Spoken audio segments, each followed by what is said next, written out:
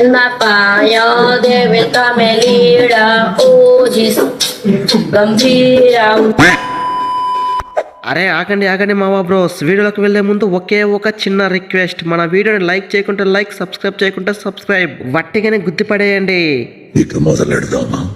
అరే ఏంటి భయ్యా మీరు అంత మంచి బౌలింగ్ వేసి అన్ని పుల్లలు పీకిన తర్వాత అక్కడ మ్యాచ్ వాళ్ళ చేతిలో పెడతారా?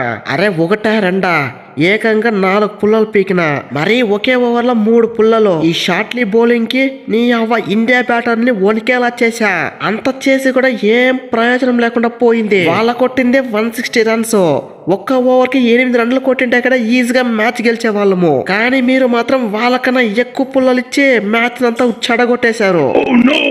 అరే 160నా, ఇండియాతో 120 కొట్టేదే కష్టము, అలాంటిది మీరు 160 ఇచ్చారు. మీరు అన్ని పుల్లలు పీకి ఏం లాభం? లాస్ట్ సూర్య కొట్టేశాడు. ఆ సూర్యబాయ్ ఒకే ఒక పుల్ల పీకింటే వాళ్ళు 100 లోపల ఆల్ అవుట్ అయిపోయే వాళ్ళు. మొదటి బోని ఈజీగా కొట్టేసే వాళ్ళము. అరే ఎక్కడ ఆల్ అవుట్ చేసేది? ఆ నేత్రావల్కర్ 4 ఓవర్లకి 65 రన్స్ ఇచ్చాడు. మిగతా వాళ్ళంతా 4, 5, 6 ఎకానమీ ఇస్తే అతడు మాత్రం ఏకంగా 16 ఎకానమీ. ఆ నేత్రావల్కర్ కి మంచి బౌలింగ్ చేసింటే ఈజీగా 100 లోపే ఆల్ అవుట్ చేసి పడిసే వాళ్ళము. అయినా బ్యాటింగే ఒక్కరంటే ఒక్కరు కూడా సరిగ్గా ఆడలేదు. అందరూ నా మీద పడ్డారేంటి? ఏదో పెద్ద నేను ఒక్కడ మ్యాచ్ ముచ్చేసేట్లు మాట్లాడుతున్నారు. సరిగ్గా బ్యాటింగ్ ఆడంటే ఈజీగా 15 ఓవర్లోనే మ్యాచ్ ఫినిష్ చేసే వాళ్ళము. వచ్చిన వాళ్ళు వచ్చినట్టే టాడా చెప్తే మ్యాచ్ ఎక్కడ గెలిచేది? అరే వాటే బ్యాటింగ్ సూర్యాబాయ్. వచ్చిన బ్యాటర్లు వచ్చినట్టే వెళ్తుంటే నువ్వు మాత్రం అదరు కొట్టేసావు. మరి అరే అక్కడ కొట్టిన 160 రన్స్ లో ఏకంగా 84 కొట్టావు. ఒక్కరంటే ఒక్కరు కూడా 30 దాటుకున్నా ఉంటే నువ్వు ఏకంగా 84 రన్స్. What a batting. ఫస్ట్ నుంచి లాస్ట్ వరకు ఆ ప్రెజర్ ని హ్యాండిల్ చేస్తూ నీ అవ్వ దంచి కొట్టేసావంతే. ఇది కదా కెప్టెన్ ఇన్నింగ్స్ అంటే, ఇది కదా సూర్యాబాయ్ శుక్లా షాట్లు అంటే, ఇది కదా ఒక్క మనగాళ్ళ దంచి కొట్టడం అంటే. అరే ముందరే చెప్పా కదా, చిన్న పామ్ అయినా సరే పెద్ద కర్రతో కొట్టాలనేసి. మీరు లైక్ తీసుకుంటారు, కొంచెం ఉంటే మ్యాచ్ కూడా పోయేది. ఫ్యాన్స్ అంతా యుఎస్ తో మ్యాచ్ వట్టిగానే 200, 250 కొట్టేస్తారు అనుకున్నారు. కానీ మీరు మాత్రం వచ్చిన వాళ్ళు వచ్చినట్టే ఆమ్లెట్ వేసిపోతున్నారు. మీ లెక్కే నేను కూడా ఆమ్లెట్ వేసిపోయింటే అప్రిషియేట్ కాదు, చెప్పు దెబ్బలు తినేవాడిని.